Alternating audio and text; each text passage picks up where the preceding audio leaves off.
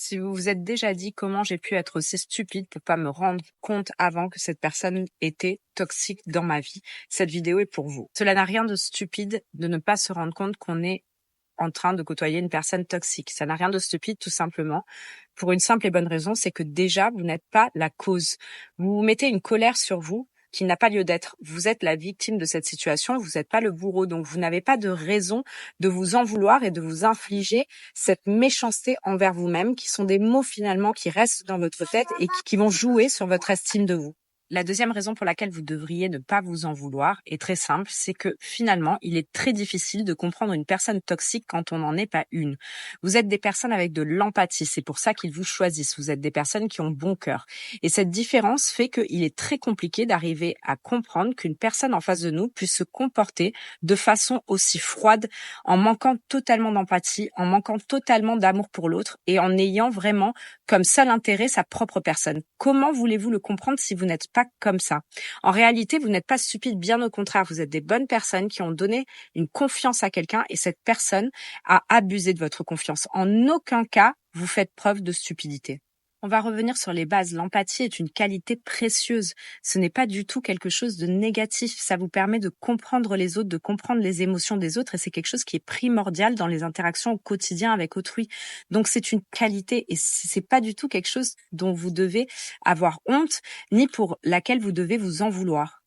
On le sait, les personnes toxiques manipulent, elles savent reconnaître les gens qui sont capables de leur emmener de la gentillesse et de leur emmener quelque chose de positif parce qu'elles sont autocentrées.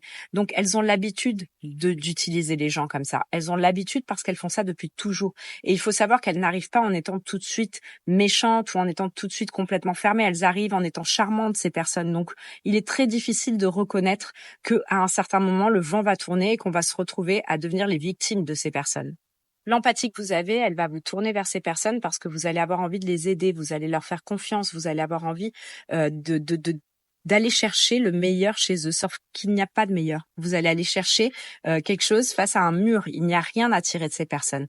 Et malheureusement, vous rentrez dans un espèce de cycle où vous allez donner à cette personne et elle va faire que recevoir. C'est difficile quand on est profondément bienveillant de se rendre compte qu'une personne en face de nous est sans scrupules. Donc, qu'est-ce qu'on va faire? On va commencer à se dire, mais c'est pas possible, mais comment il peut réagir comme ça ou comment elle peut réagir comme ça? Moi, je réagirai jamais de cette façon.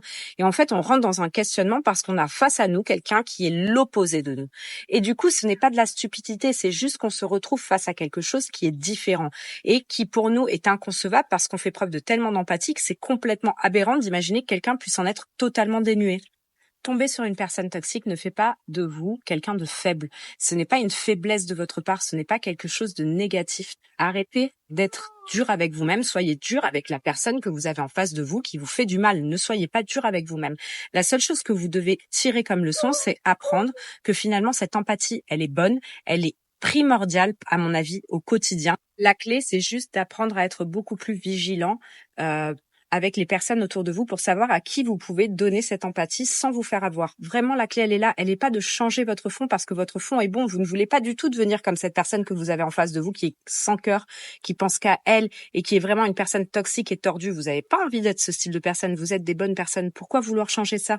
Mais par contre, ce qu'il faut apprendre, c'est à doser. Juste à doser cette empathie, à savoir vers qui on peut se tourner. Et quand vous faites face une fois à la toxicité, vous commencez à comprendre comment fonctionne ce style de personne, vous ouvrez les yeux sur le fait que pas tout le monde est comme vous et vous arrivez finalement à faire la part des choses et à vous dire OK, ce genre de personnes-là, je les vois venir maintenant et je ne leur donnerai plus rien parce qu'ils ne méritent rien. En revanche, il y a toujours des gens autour de vous qui sont de bonnes personnes et qui méritent cette empathie que vous avez et c'est une qualité. Donc gardez-le comme une force et surtout arrêtez d'avoir des mots qui sont négatifs envers vous-même parce que c'est vers la personne qui vous a fait du mal que vous devez les tourner.